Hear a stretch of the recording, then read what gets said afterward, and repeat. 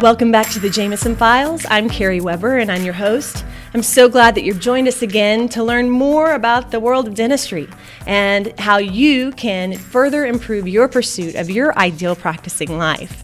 I'm so honored to be joined in this session with Dr. George and Jennifer Meadows of Florida, and they have an incredible practice that is growing in many ways, not just in the growth of the practice in general, but in the ways that you focus and your areas of focus and of specialty. And you're a well-respected practice, leaders in what you're doing, and we are just overjoyed to be able to work with you. And I think it's a great opportunity for pediatric practices, general practices, ortho practices, all alike, to hear what it is that you're doing that's so special in your practice today. So thank you for joining me. Thank you for having us. Yes, thank you. I want to start first, though. I always love to hear the story of what led you to dentistry in general. And what's your story? What's the story about dentistry for you, how you got started, and how you found yourself where you are today? Yeah, I grew up in a small town in North Carolina. Don't have any family members that were in dentistry or any medical profession, for that matter. My mother runs a daycare for our local church there. So I always enjoyed working with kids. And I had a good relationship with my local dentist growing up. So I quite honestly always thought he had a nice car and had a nice a nice house. So I asked my mom, how do I get into that? And then he let me come into his office a few times as a teenager, you know. And it just kind of took off from there. My parents kind of just set together a plan, like, okay, if you want to do this, then you have to go to college, think about this type of major, biology, whatnot, and that's where it went. I mean, like we talked about earlier today, setting goals. So I've been setting goals for a long time since I was a teenager, and wow. And obviously several years later, I think at that point you don't realize how long it's going to take to become a dentist. Right. But you get there, and I enjoy kids, so that's what kind of led me down the path after dental school to go into pediatric dentistry. Wow. And from there, you have pretty amazing, a special practice in my opinion, where you started in pediatric, but now it's expanded into some multi-specialty focus where you have other specialists that have joined with you, general practitioner and so on, and really broadening the service that your patients and your patient family can experience for a lifetime. So what led you to decide to diversify in that way in your practice? Well, I enjoy what I do as far as pediatrics go, but I'm not too big on adults. But I think how it transpired over time, the office I bought into was pediatric dentistry. They dabbled a little bit in orthodontics, at the time. This was back in 2007 when I finished my residency. I guess parents liked the way I interacted with their children, and over the course of just some conversations, like, oh, I wish you could see me. Do you see adults? And I'm like, politely, no, I don't do adults, and I never will. As that started to expand, then I branched off on my own in 2011, and then we started to. What made sense at first was orthodontics. Adding in a better component with orthodontics because we had such a built-in base of pediatric patients. Right. So basically we added in orthodontics more full-time into our office, or at least right now it's about 3 days a week in 2012. Okay. And same kind of questions kept rising up over time. So we had the opportunity to expand our office in 2015, and during that expansion, we decided to add in general dentistry. And it's from there that started from scratch, and now our general dentist is full time, 4 days a week, and doing her thing. So it really, all of that occurred almost organically based on demand and request of your existing patient family. Yes. And so it was really an answer to the call from them, like, oh, could you do this? Could you do this? Yes. Did you ever? Did you envision that would ever be the case for you when you were really kind of getting started? Did you ever sit down and say, well, wouldn't it be great if, someday we did all these things? Or did it really happen in that organic, okay, you you asked and were answering? My dream was always to have a large practice. Okay. You know, I enjoy taking care of people. I enjoy taking care of our team. So as that kind of started to transpire over time with the growth, adding those components in just made sense. And I didn't, when it first started back in 2007 or so, or even earlier when I started dental school in '99, I didn't know what that would look like. But as I started to talk to people, started to get more knowledge of the industry, then I felt like that was the direction we needed to go to start to live out what I wanted as far as a large practice looks. Yeah. And did you see exponential growth as you started adding these different, how did those kind of growing pains, how did that feel as you were adding these and the practice was growing in those different respects? It's difficult. Go ahead. I'll add to that. I think the growth with the orthodontics was pretty natural. The coding is not, there's not that many codes. It's not that drastic of a difference between caring for, obviously the what you do is different, but Right. it's children for the most part. You get some adults who want it, Yeah. It's not a huge code difference. Reimbursement issues aren't as great, but I think the biggest difference was the adult side. That was definitely a learning curve because totally different codes as far as, totally different dentistry that you're doing, much more in depth. So a big learning curve. It was a huge learning curve for us. That you all had to trudge through. Yes. And it's said over and over and over again that change is always difficult, but also when you're struggling, it's hard. But it's also difficult when you do experience growth, especially if you're not prepared for it, or if whatever that may be. If you don't have the things in place to support that type of growth, did you experience that, or did it all kind of build naturally and comfortably for you? No, it was uncomfortable at times. We went through some really bad financial struggles, at times. Because that first year, I think, of our general dentist, they didn't produce a ton of production. There was just not a lot of monetary means to continue to support it. Right.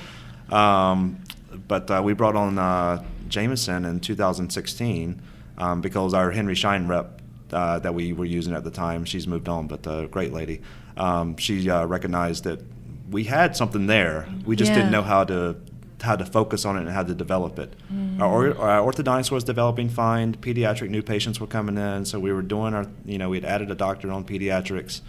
But the general side was difficult, and we had a good doctor with us. Yeah. It was just a matter of figuring out how to make that team and that system run. Right. And that's where Jameson helped us out a lot. So there was a little bit of uncharted territory there that might have been a little unexpected, that you thought, oh wow, this was a little slower of a climb than we had expected. Yes, because obviously you're trained to be a general dentist, Yeah. but when you haven't done that for 10 years, Right. then to add it into your practice and you're not the one actually providing the care. Right. And that's a whole different thing too. Right. That's extremely difficult because I'm looking at it going, I don't know what kind of lab we should look at. I don't know what kind of code this should be, so it's very different. And partnering with other dentists within your practice, your business, how have you been able to manage with your team, with the other practice leaders, with each other, to really stay clear and focused and in alignment of what you're all about in the practices and where you're going, and kind of your why behind what you're developing and what you're working on there? How do you do that? I think you touched on a good point earlier today when we were talking. You were delivering a seminar, and I always do goals. Yeah. So in doing that, I had written down what I wanted a mission to be, what I wanted values to be. This was back in the early 2010s, but I never shared it with anybody. So when I got a hold of Brenda at Jameson, she was like, you really need to share this. This is something special that's from your heart. And your team, if they catch it, they'll go with you. You know? And that's when I shared that, back in 2016, and we started to publicize it, then that's when we found out who was ready to take that move with us and who wasn't. because Yeah. we moved on with some of our team members that are not with us any longer. We have good doctors that have stayed with us and believe in what we want to do. So it's worked out having that direction. Yeah. And I think that's interesting that you would say that, because a lot of times we just think, well, I've written it down, we can get there. But the frustration is when nobody really understands where we're going together and what's important to you. And to see that made a difference for you. Sometimes you lost people, but the people that, as I love how you said, as Brenda said, caught it, Right. really were ready to get on board. Did you feel that too? Oh, absolutely. I would, going back to when we established the adult practice, I wished that we had been integrated with Jameson in the beginning. You always have that hindsight is 2020. So if I would just say to anyone who's considering that, to partner with Jameson is obviously the best, but have that partnership of a management team that can help you, because you don't know all the answers, and they can help you see some of the problems that you might encounter before they happen. Yeah. So instead of, putting the cart before the horse, or, be proactive rather than reactive. And I think for us, I think it's important we keep it fresh by we're committed to having our Brenda come every 3 months and working with our team, because we know how important it is. We close the office the 2 days, 3 times a year, and just commit that to our team members so that they're all on the same page. And I think that's really how we've been able to get everybody to remain consistent and congruent. Yes, I mean, it was very similar to what we talked about earlier, is that if they didn't buy into that, then they either weeded themselves out of the practice, Right. or we had to eventually have a conversation saying, hey, this is not working for you or Right. I, and we need to move forward. Our direction, not your direction. Yeah. There's a great book by a woman. Her name's Cheryl Batchelder. It's called Dare to Serve. And in it, she talks about what is your daring destination, and have you shared that with everyone and are focused on going in that direction. And I think that's exactly what the picture you're painting here. You created a very daring destination, a vision for the practice, and shared that very vulnerably with everybody. But then you became very focused and spending time and committed, prioritized time working on the practice, not just in it.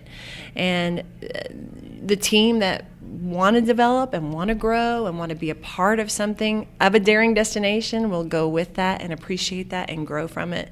But they do that often. If someone's not on board for where you're going, they often will weed themselves out. When you fully commit, Right. When the leaders fully commit to making those shifts and focusing and working on it, people are either they stay, or they see this isn't right for me. Right. That Right. consistency from the leaders of this train is leaving the station and we're not slowing down. Yeah, and I had to work on my skills as a leader, because I had, like I said, I'd had some failures back in the first partnership I had, and then I had another partnership that didn't work out.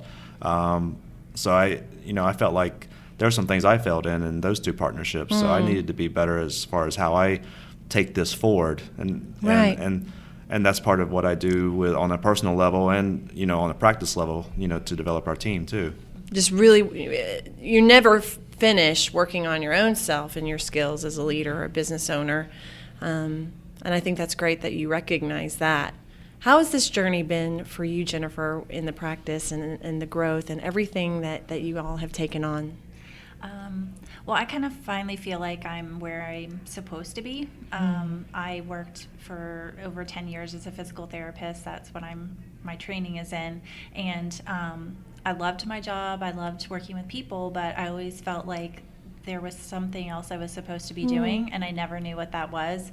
I never thought it would be managing a dental office, ever. Not because I wasn't interested, but I just didn't think... I mean, I've heard of many husband-wife, duos that it just didn't work out. Right. There was animosity towards the wife as the office manager, things like that. He had, a system in place at the time. I was like, I don't think I'll be needed. But then you never know what the Lord has in store and what presents itself. And so it the opportunity presented itself. It didn't feel like an opportunity at the time. It was a great trial that we went through. You have to come, yes. Wow. But I was excited to do it. I've grown tremendously in these past 4 years. It's been a really fun adventure. I love it. I wouldn't change it for anything. I'm in it with him. This is where I feel like I'm supposed to be. Wow. So it's been, I don't know, it's brought us closer together as a couple for sure. Yes. Yeah. I love that. I work with my husband, and I love it. Yeah, it works for I love some. it so much. It does. It's not a thing to discourage. I mean, it Right. can work very well. It does take a great deal of intention. Yes. And I love that you have found your place and your identity in it. And I think that there's a lot to that in terms of.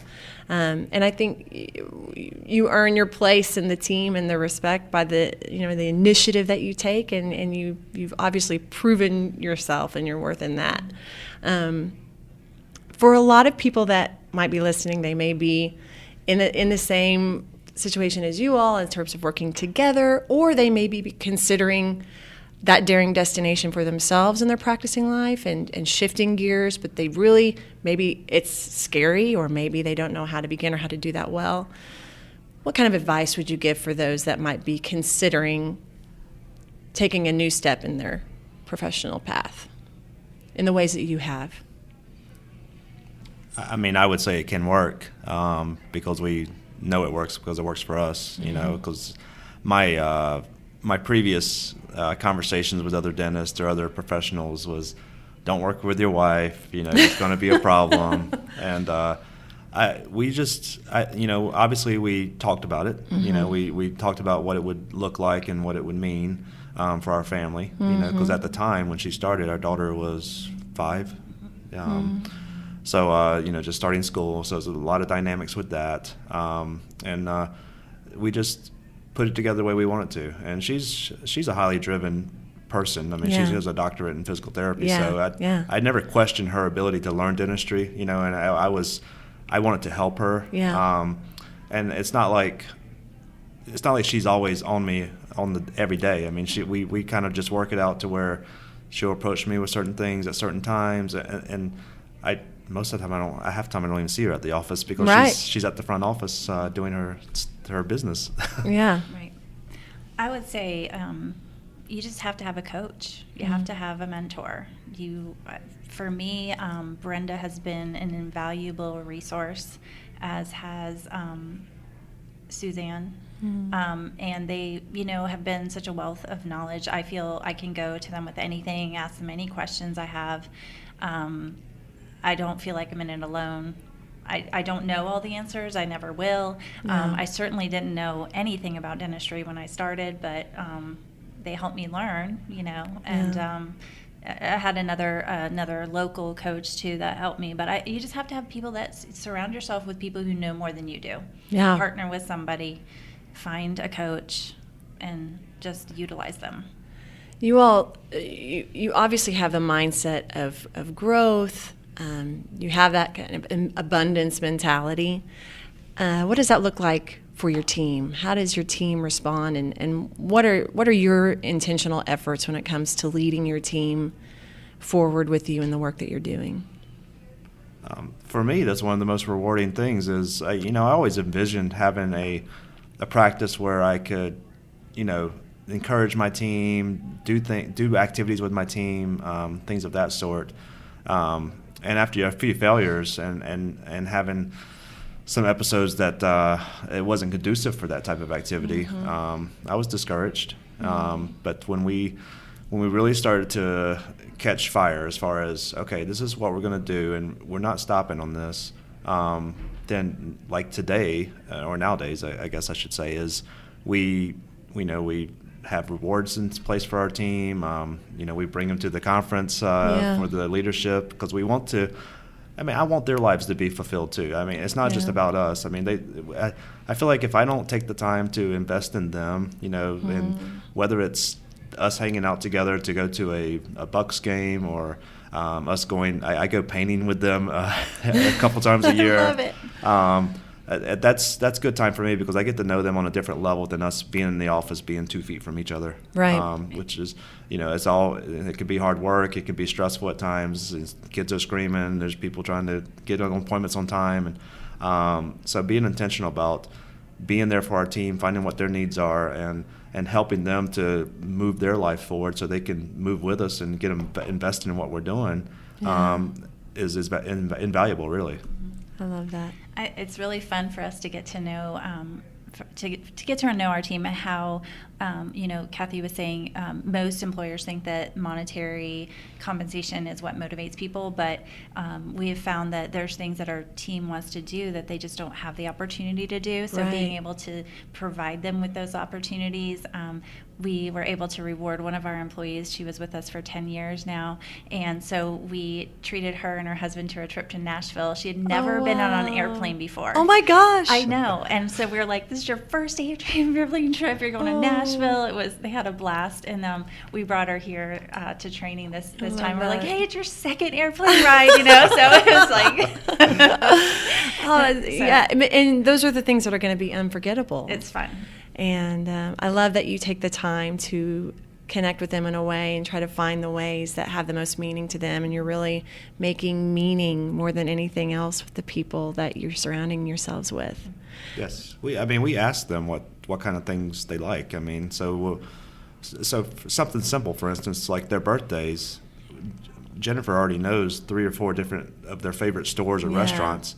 So we give them a gift card to that, Yeah. It's just a matter of trying to get to know them and making them feel like, hey, you're a part of this with us, and we want to take this journey with you. I love that. I love it. We think the world of you and think you're doing amazing things in your practice, and you really are on a daring destination with some amazing people. So thank you for the privilege of knowing you and working with you, and for sharing some of your story with the people listening to us today. We appreciate you both so much. Well, Yes, thank you. Thank you for partnering with us, because honestly, we would not be where we are today without Jameson. So Thank you. we really value it.